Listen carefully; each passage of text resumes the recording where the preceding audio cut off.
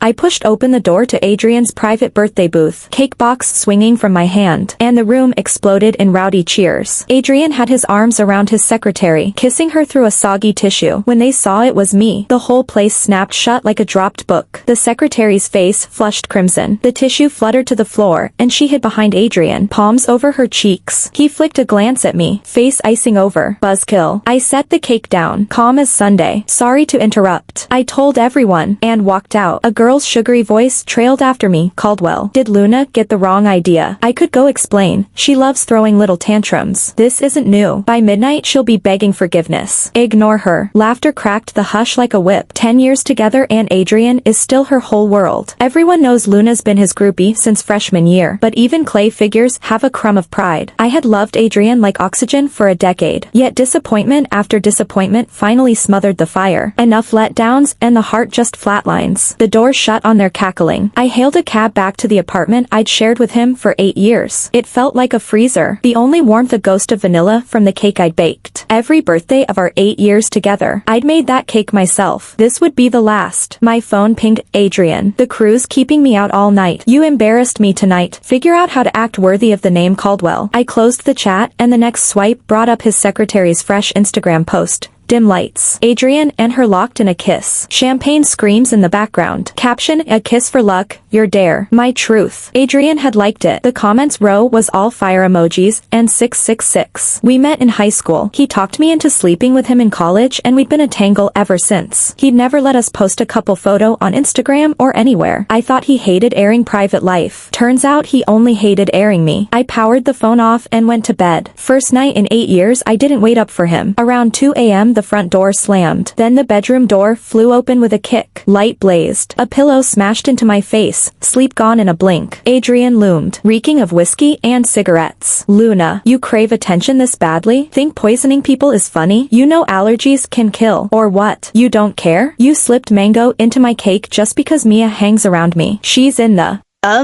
When did you get this sick? While he roared, I pieced it together. My homemade birthday cake had mango filling. Mia was allergic and ate some. Somehow that was my plot. Rage and heartbreak buried me. Old me would have screamed back. Tonight I had nothing left to say. The relationship was rotted through. Stinking. Not worth a single breath. My cheek throbbed where the pillow hit. It would swell. My silence he took as guilt. His voice cooled a notch but stayed icy. Cook some congee at dawn and take it to Mia with an apology. The girl's been through hell and she keeps telling me not to blame you. Time to pay for your stunt. I swallowed the bitterness and looked him dead in the eye. It's your birthday. That mango cake is your favorite flavor. I made it for you. I'm not her mother. I never knew what she's allergic to. His voice cut off. He remembered. Year 2. Still chasing him. I was a baking rookie. Hands blistered from the oven. Adrian hated sweets except ripe Kate mangoes. For his birthday, I diced a whole one into silky filling. He drank. Smeared cream on my face, licked it off, whispering, "Baby, you're so sweet." The memory softened his face. He stepped closer, reaching for my reddened cheek. I jerked away. The reek of perfume on him made me sneeze. Silence again until his phone rang, a custom tone, not the default. I knew, Mia. He frowned but answered. A delicate, teary voice spilled out. Sorry I ruined your birthday. I even told Sister Luna how I almost died from mango as a kid. She still put it in the cake. I shouldn't have mentioned it. Please don't fight because of me.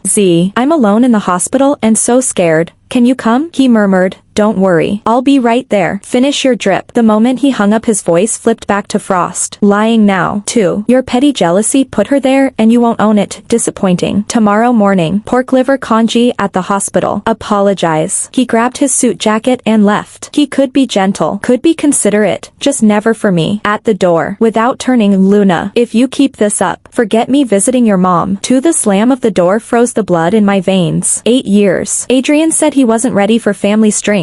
So marriage and parents stayed off the table. 2 months ago my mom was diagnosed with aggressive lymphoma. Now she's in a wheelchair. Chemo and radiation do nothing. The doctor says any day could be the last. Her only wish, see her baby in a wedding gown. I sobbed the news to Adrian. He handed me a card, dried my tears, told me to take care of her, promised he'd visit when work calmed down. I waited. 2 months, nothing. Now he dangled that promise like ransom for Mia's apology. Thinking of mom in that hospital bed. I went ice cold. At dawn, I carried a thermal pail of congee to the ward. Adrian scanned me, approval flicking across his face. Luna came specially to say sorry. I only stared, silent. He pressed his lips, took the pail, and ladled porcelain bowls. Luna made pork liver congee, your favorite. Eat up. Adrian's calendar was all red: client dinners, launch parties, open bars, until his stomach lining finally gave out and landed him in a private room at Riverdale General. I clocked in every dawn with a simmering pot. Millet, pumpkin, chicken stock velvet, whatever the bloggers swore would patch a bleeding ulcer. He had always turned his nose at offal, so when the dietitian suggested pork liver congee for iron, I expected a hard no. Instead, he took one spoonful, then another, and muttered, "This is actually good," shocking both of us. After that, the hospital concierge got the congee delivery every morning for 9 straight days. Deveining pork liver is a pain. 1 minute too long and it turns into leather grit. I stood guard at the stove, swirl after swirl, wrists sore, eyes stinging, telling myself the smile on his face was rent enough. I found out later every bowl was split with Faye, yes, the same girl who still calls herself intern on her resume. She perched on his bedrail, fingers pinched on his cuff, sipping from the spoon he held. "Luna, I don't blame you for forgetting I'm allergic to mango," she chirped. "I'm just greedy. Your pork liver congee is insane. And that mini cake yesterday, to die for." Adrian tapped the bridge of her nose. "Little glutton." The nurse breezed in, chart in hand. "Caldwell is the sweetest husband ever." She glanced at me, the obvious delivery girl, and sending staff at sunrise. "Boss of the year. Pork liver congee is perfect post-bleed nutrition," she added, patting Faye's blanket. Adrian's grin froze. His eyes flicked to me. When I said nothing, he cleared his throat. "Discharge timeline? Nothing urgent. If you want, you can spring her today. You insisted on admitting her overnight for observation, but labs are gorgeous." I walked out, pressed my spine to the corridor wall, and let the antiseptic cold climb my vertebrae while their laughter blurred behind the door. Flashback. 2 a.m. Me curled on our bathroom tiles, sweat soaking my t-shirt, guts knotted like wet rope. I called Adrian. He picked up on the 5th ring. "Luna, 911 exists for a reason. Why are you wasting my time?" 7 days in the same hospital. 15 pounds gone. Cheeks hollow. He never showed. Never texted. Never asked. Love or indifference? Turns out the difference is 1 syllable and a heartbeat. I just refused to hear it. Adrian stepped into the corridor, pressed the empty thermal jar into my hand. "I told Faye you're sorry. She's cool.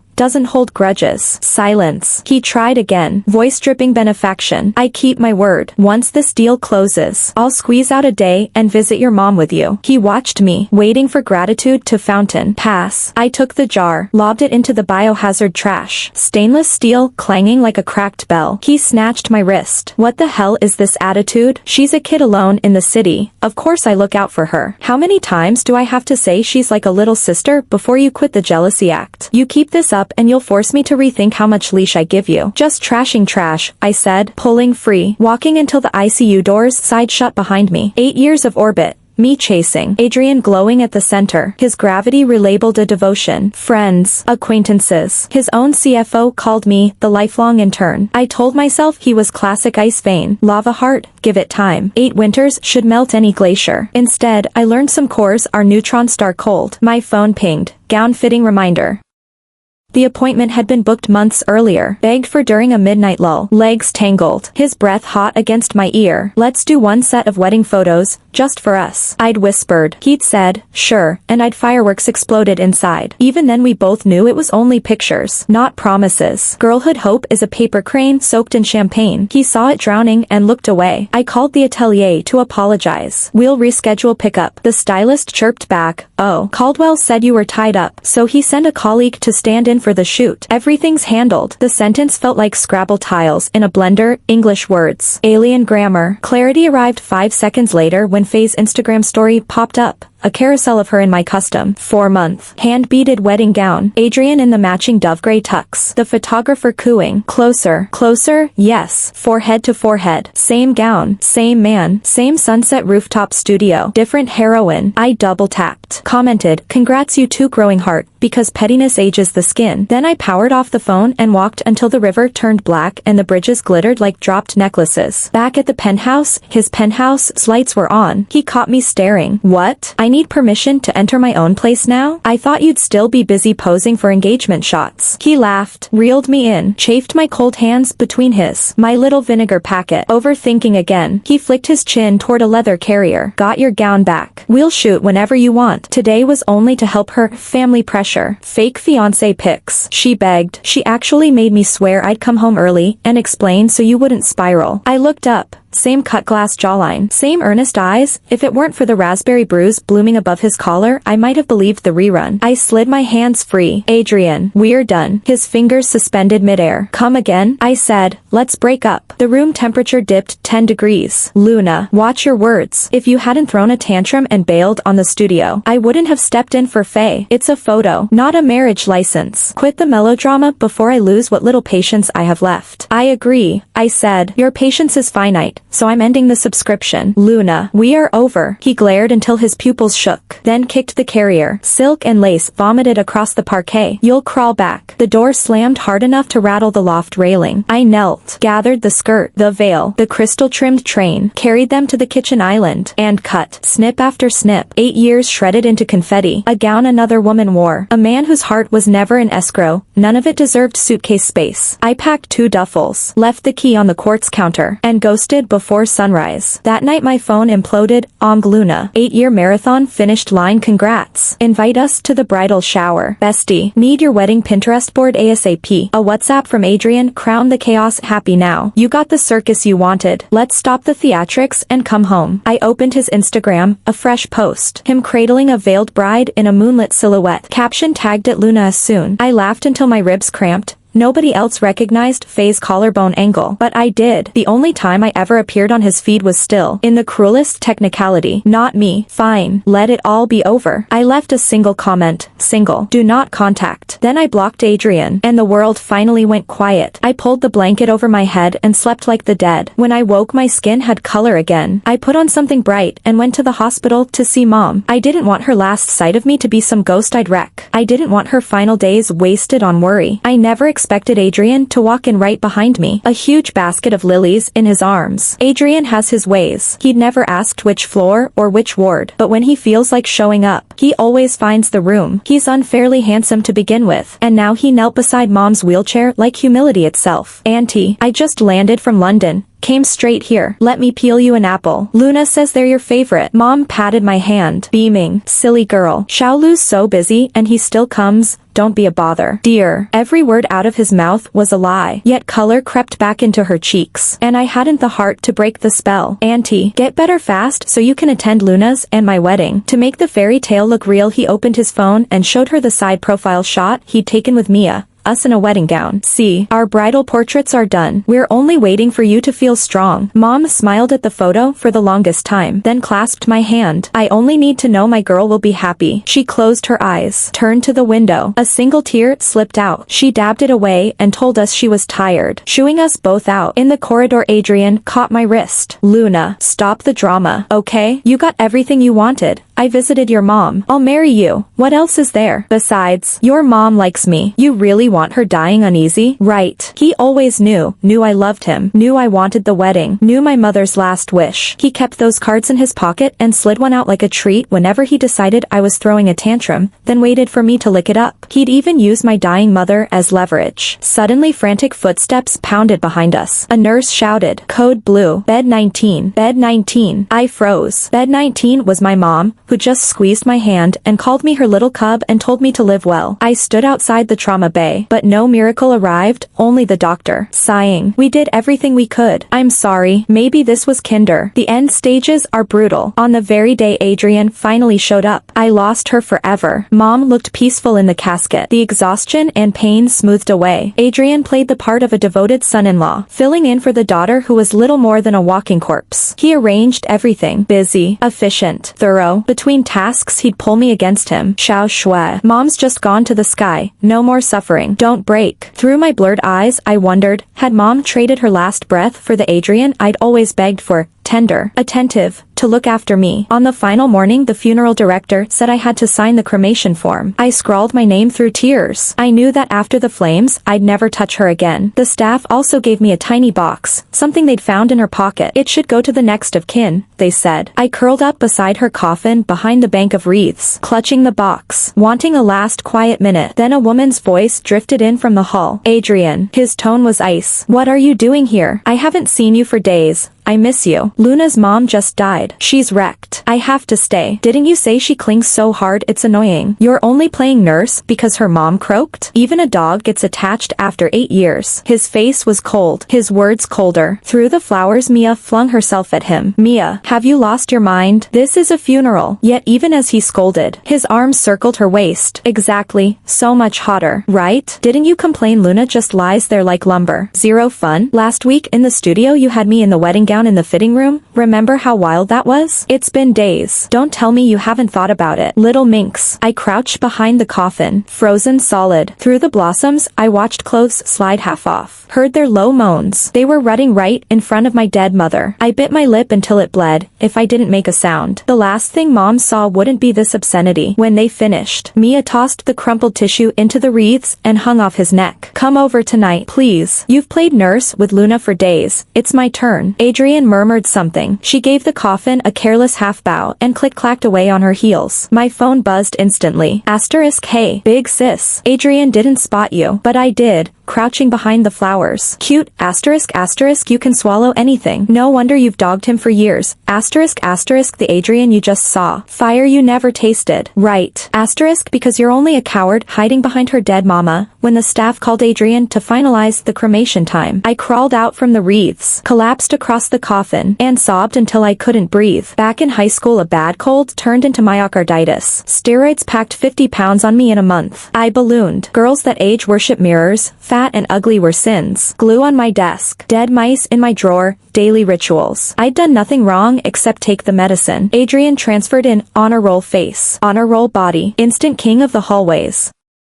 One evening, maybe he was just high on his own charm, he unlocked the equipment room where they'd shoved me and told his buddies, quit it. Look how adorable this snowball is. That night he glowed like a sun in my universe. Eventually I healed. The steroids stopped. The weight melted. My features sharpened. Grades stayed high. Admirers lined up. But Adrian stayed my son. I chased him to the same college. Everyone knew the drill. I showed up at every game with water. Hustled meds when he sneezed. Rode the winter dawn bus to the other side of town for soup dumplings because he'd muttered a craving. 2 years of that and he finally, graciously, let me call myself his girlfriend. 8 years later I assumed the fairy tale would close with us married. Kids. A house with a porch. Instead the universe laughed. My mother left me. My home vanished. My son burned out. My decade went up in smoke. I sent Mom off in silence. Adrian acted as if nothing had happened. Worried about my state. Glued to my side the whole time. Luna. If you feel like crying, just let it out. Luna. I promised your mom I'd take good care of you. I stared at the face I'd loved for 10 years and finally couldn't hold back. I slapped him hard. Adrian, you don't get to mention my mother. Get the hell out. Adrian's face went ice cold. He swallowed, then sighed. Luna, I know you're hurting right now. He reached for me. I wrenched my arm away. Luna, he said through clenched teeth. You'd better calm down. I looked at him. Calm. What would count as calm? Was I not calm when I watched you kiss Faye? Was I not calm when you held up those wedding photos with Faye and lied to my mother? Or when you and Faye, shameless, hooked up right in front of my mom's casket? You thought Mom didn't know? I opened the box she'd left me. Inside was a picture of me at 18. On the back, the handwriting was shaky. Nothing like her usual steady script. She must have been in agony when she wrote it. Sweetheart, he's not the one. Love yourself. Mom loves you forever. My mother had seen, in a single glance, that the woman in those photos wasn't me. At the very end, she'd preserved her daughter's dignity and fought for her with every last breath. My eyes burned, but no tears came. I hurled my phone at Adrian. He stood there like a statue. It cracked against his forehead and blood sheeted down his temple. Adrian, for 10 years I was blind. All I ask from here on is that you and Faye stay out of my life life, forever. Never show your face again. When I finished, every trace of color left his face, only the red streaks and panic in his eyes remained. None of it concerned me anymore. I took Mom's ashes home, laid her to rest on the hillside outside town, and opened a tiny patisserie a short walk from her grave. On sunny days, I bring a small bouquet, sit by her stone, and talk. I tell her over and over that her little girl is fine, sunshine and happiness every day, so she shouldn't worry. Back at the shop, I bake delicate little cakes, strawberry, blueberry, cute shapes, bright flavors. The neighborhood kids adore them. One afternoon a darling girl with twin buns asked, "Sis, can I have a mango one?" I ruffled her hair, smiling. "Sorry, sweetheart. No can do. I'm allergic to mango." Adrian and Luna left. Just like that, not a backward glance. I shouldn't feel a thing. She was the one who insisted on tagging along in the first place. Maybe a twinge of nostalgia. 8 years leaves habits. Only a twinge. Because of that, I fired Faye and slipped her a fat check. She said she didn't want money, she loved me. "I don't love you," I told her. "Take it or leave it." Tears on her cheeks. She grabbed the check and walked. Faye had shown up the same way. Graceful, profile lit like Luna at 18, stirring something soft in me. I just realized the pity I felt was because she looked a little like young Luna. But when she cried, it didn't ache the way Luna's tears did. I didn't like it. Nothing like Luna. Luna left. Yet every gift, every dollar I'd given, she left behind. It gnawed at me. My place was soaked in her, while she walked away clean. I stuffed trash bags with the bedside watercolor she'd done of sunflowers, the lavender candle she'd bought for my insomnia, the throw pillows she'd bragged about after a trip abroad, the neat rows of shepherd's purse dumplings in the freezer. When the apartment was empty, I felt hollow, couldn't breathe. Then I unpacked every item and set it back where it belonged. Only then did the place feel like mine again. Luna was a pest. I should be thrilled she's gone, but I was furious. She barged into my life, spoiled me rotten, then tossed me aside. That thought drove me to drink until my eyes blurred. I hadn't cried when my parents divorced at 13. How could I cry over missing Luna? I called her. "You crashed into my world. Who says you can end it?" I couldn't keep ranting. The line was dead. She'd blocked me. I went looking, found her in her hometown, running a dinky cake shop, circling behind a 2-foot counter. I was livid, so hopeless. If she'd only screamed when I fooled around with Faye, maybe I'd have married her on the spot. Our kid could have been the age of the children swarming her counter. I don't know, but alcohol makes everything clear. I started loving the bottle. People warned my liver would quit. I didn't care. Luna hadn't said a word, so why listen to them? They were the same idiots who claimed Faye was better than Luna, clueless. Then I coughed up blood. It hurt, excruciating. I called Luna. "I'm sick. Could you wrap me some shepherd's purse dumplings?" Deadline, still blocked. I remembered telling her, "When you're sick, call 911. Not me. Stone cold sober. I dialed 911. The medics rolled me away. I didn't need Luna. I just needed to drift into her city now and then and breathe the same air. Later, the doctor leveled with me, a mass on my liver, moving fast. The paper said, stage 4 liver cancer. This had to be my miracle. Luna's soft heart would drag her back to me, but I didn't dare call. I slipped into her town again. I crouched outside her window, staring at the tiny cakes. Something was missing. Then I saw it. No mango flavor. I handed 100 to a little girl with twin buns. Ask the lady inside for a mango slice. Okay? I was on chemo. My mouth tasted bitter, craving sweetness. Minutes later the kid pressed the bill back into my hand. "Mister," the lady said, "she's allergic to mango, so she never makes that kind." I collapsed outside, sobbing like an idiot. What had I done to Luna that everything tied to me made her body revolt? I dragged myself out of her city. I deteriorated. More sleep. Less wakefulness. Good. No pain when I'm out, and Luna feels beside me. I know the best thing I can give her is permanent absence. Still, selfish to the end. I wrote a will, every cent, every property, signed over to Luna. She'll rage. She'll curse me. Maybe she'll cry. God, I miss her.